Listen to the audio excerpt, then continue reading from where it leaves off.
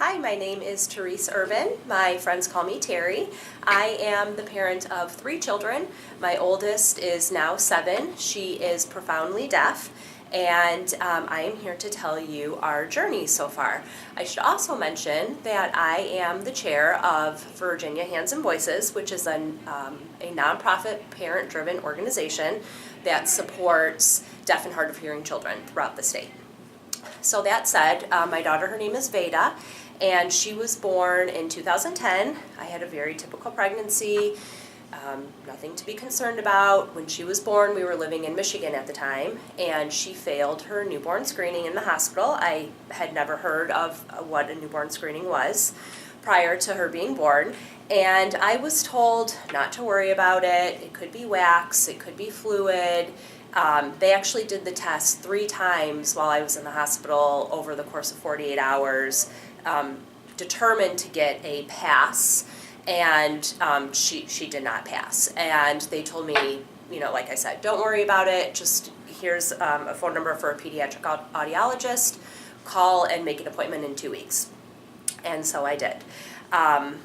I went to that appointment, and to be honest, I don't even think I did any research before the appointment because I didn't have any reason to be concerned. We don't have any hearing loss or deafness on either side of my husband or my family, and my mother-in-law was in town, and I took her with me to the appointment, and sure enough, they told me that she had a mild to moderate loss in both ears, and that was kind of a big pill to swallow at the time, and I remember going home and crying, and my mother-in-law wanted to take me out for ice cream, which was very sweet of her at the time, but I did not want ice cream at all. I called my husband and I said, you need to get home from work right now, and we need to talk about this. And I just sat in the room with my baby, and all of these questions swirled around in my head. How is she going to hear me at the beach? How are we going to talk to her at night? Is she going to be able to talk? Is she going to be able to read? All of these questions were circling through my head. So she was about 1 month old. We went for an ABR to get the conclusive determination, and she got fitted for hearing aids at that time. We weren't given any information by our audiologist office, at no fault to their own, I suppose. They just didn't have this created 7 years ago, and they said, we're going to order hearing aids, come back in a couple of weeks, and that was it. I wasn't given any parents information, any support group information. We were just kind of sent home on our own to learn it. At 2.5 months old, she received her first set of hearing aids, and she loved them, and there were fortunately no problems with her wearing them. I remember at the time my friends, a few of my best friends, they sent me flowers, and it was very thoughtful, but I remember looking at these flowers on the counter, and I actually started to get very mad because I realized nobody died. It's just Veda can't hear. It's just like somebody who can't wear glasses, or somebody who can't see and who needs to wear glasses. So I thank my friends for sending me those flowers, because that kind of got my thinking turned around really quickly and into this full steam ahead thought process of what am I going to do, how am I going to do this, not poor me, just owning up to the fact that she had a mild hearing loss at the time. I should also mention that my other 2 children both also failed their newborn screening in the hospital, and it wasn't until we went for the 2-week follow-up back at the audiologist office that they passed with flying colors immediately. So all 3 of my children failed their newborn screening, and the first one proved to be deaf.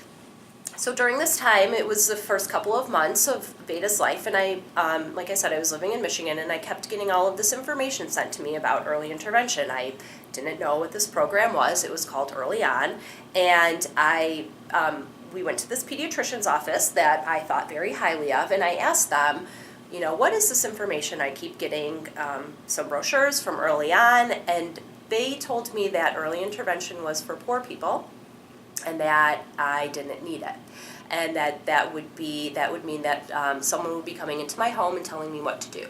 And so I listened because I didn't know any better, but by the time she was about 8 months old is when I started to wisen up to the idea of early intervention, and I decided to ignore my pediatricians, and I made the phone call. And of course she qualified because she was deaf, and we had an early interventionist come to our house twice a week until she turned 3. When she was about 1-ish, 1.5, we started speech therapy with her at a private practice, and that was great. It was an oral approach, which we didn't even think about sign language at this time because her loss was mild to moderate, and she seemed to be progressing, and she would wear her hearing aids, and they were working. We did the speech therapy, and then when she was 3, she was eligible for preschool, and we enrolled her in a class for children with developmental delays, early childhood special education class. We thought it was going to be a really good place for her, and it was. During that time when she was about 3, we were going to the audiologist pretty frequently, every maybe 6 weeks, every 6 to 8 weeks, and her hearing in her left ear was just dropping by 10, 15 decibels every time we were going.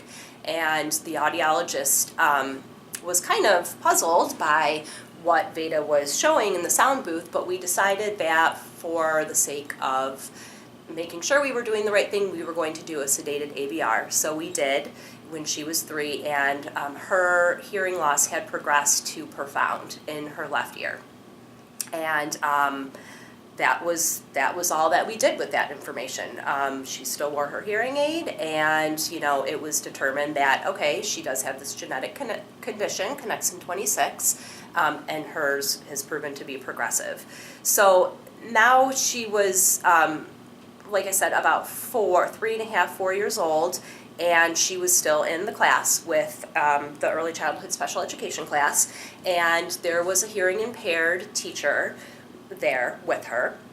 Occasionally she would do consulting work, and she asked me one day if I ever signed with Veda, and I didn't. I maybe did some very basic signs that I made up, honestly, or maybe saw from a baby book. And she asked if she would mind if she signed with Veda one day in class to see how it went. And of course, my husband and I agreed to that. Well, Kelly, I'll never forget, she called me later that day and said, Veda would not take her eyes off of me. We need to meet immediately and get it put into her IEP to get her an interpreter. This was right at the end of the year. It was maybe April, so school is about to end. We were living in a very rural area in northern Michigan where interpreters are very hard to come by, so we wanted to meet to make sure that the school had the whole summer to work on finding that accommodation for her when she started in the fall. And so we did. We met, we put it in the IEP. The school was working on finding one. Meantime, it was late summer, my husband accepted a job in Vermont. And I didn't tell anybody, this was very hush-hush, but somehow living in a small town, word got around that we were moving, even though I hadn't notified the school system or the special education department. And when my daughter started school in the fall, we were told that her interpreter was given to someone else because they heard that we were moving. So I immediately didn't think that this was right, and it didn't sit right with me. And so I made an appointment with the director of special education and notified them that we were moving, so now that secret was out. And they were able to provide me with compensatory education toward an ASL interpreter for the next school district that we were moving to in Vermont. And that was really the first time I advocated for Veda in an educational capacity.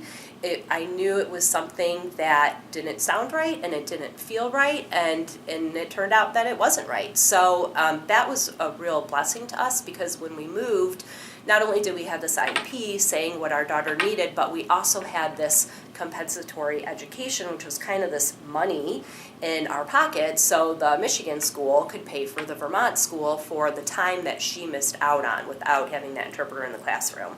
that was a little bit of a negotiation. The Michigan School District only wanted to give me a certain amount of hours. That was maybe a third of what her class time actually was that she had missed out on. And so I had to kind of negotiate with them a little bit to get those hours increased, and we were able to come to an agreement on that. So we moved to Vermont. This is now 2014. Our daughter is 4. She had a full-time interpreter in her preschool class. We were also provided a deaf mentor, and this was someone who came into our home once a week, and she taught my whole family, my young children, and my husband and I sign language. And this was really a lifesaver to us, because we needed to be able to continue this homeschool connection. We didn't want her being exposed and learning to one language at school and then not having any carryover, and that stopping when she got home. And so it allowed us to all learn together, and we are just so thankful for that. Learning American Sign Language has really been able to allow us to fill in gaps in for what Veda could hear and what she couldn't hear at that time, especially because her loss was progressing so quickly. So now Veda is about 5, and again, we're going to the audiologist, doing what we need to do, and her right ear is progressively getting worse again. So I remember I was sitting in an appointment with the school, and it was this woman who was, I don't even remember her title, what she did. She was the only person in the state who was trained to do this, and she was going to do some listening tests with Veda, and she said, okay, let's start with her worst ear. And I said, all right, that's her left ear, but if you take out her hearing aid, she can't hear you at all. And the look on her face, I'll never forget. She looked at me like I was the most neglectful mom because I was letting my child use this hearing aid that wasn't working. We had heard about cochlear implants. When we were in Michigan, our audiologist would kind of say, oh, maybe I should send you for a cochlear implant eval, but we didn't really take it seriously, and honestly, we were uneducated about cochlear implants, and we were scared, and we just had these misconceptions of what it was. So after sitting in across from this woman who looked at me like I was a terrible mom, I went home and I said to my husband, let's just go talk to someone. Let's just go have a consult at the university and see what they have to say.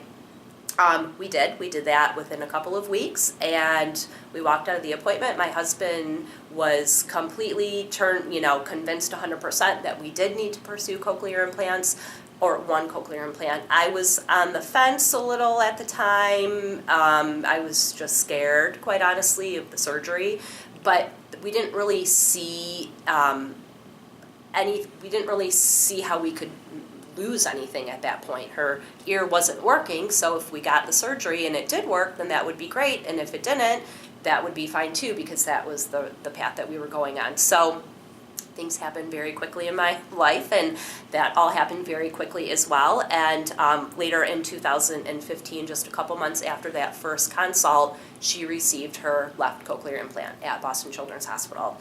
She took to it very well. Like I said, our fears were very quickly erased when she was skipping down the sidewalk 24 hours after her surgery. She was so happy and so excited to be able to hear this new way of hearing. So in this time, I was learning more and advocating more and really wanting to help parents out more with all of the information that I had just learned in my personal journey. And I found myself being invited to an EDI conference, Early Hearing Detection and Intervention conference in San Diego, and I was asked to go as a parent representative for the state of Vermont. And I attended, and there was all of these hands and voices, parents there and people there, and there was this buzz about hands and voices, and I'd heard about it before. Actually, I was contacted when our daughter was first born about a Hands and Voices joining a chapter in Michigan, but it didn't really appeal to me at that time. And I went to that conference, and I decided that when I got back to Vermont, I was going to resurrect the chapter there in Vermont to try and bring families together and provide the social supports for children.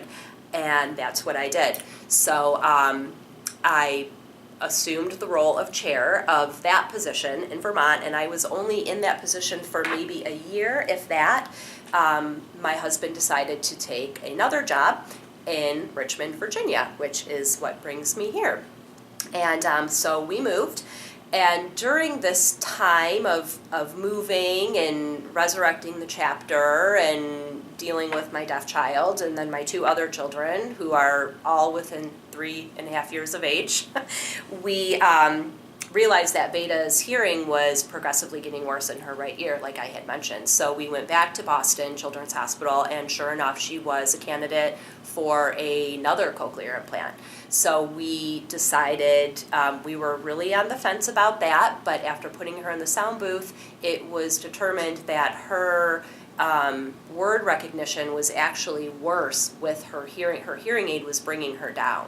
So again, it was kind of a win-win situation. If it worked, great, and if it didn't, that was fine, because we really couldn't be any worse off than what we already were at. So she received her second cochlear. So we moved here to Virginia, and then about 2 months after we moved here, she received her second cochlear implant back up in Boston at Boston Children's Hospital. That brings you to present day. So as you can see, there's been a lot going on. It's been a long journey and a very busy journey, but Veda is doing amazing.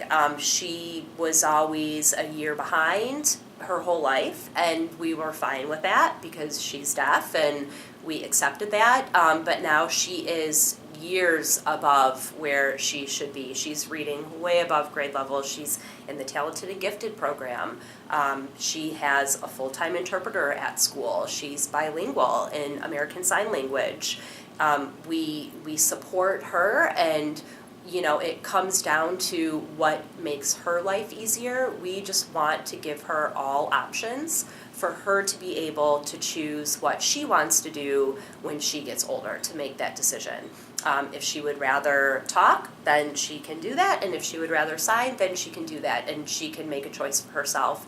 We're just trying to give her all of her options.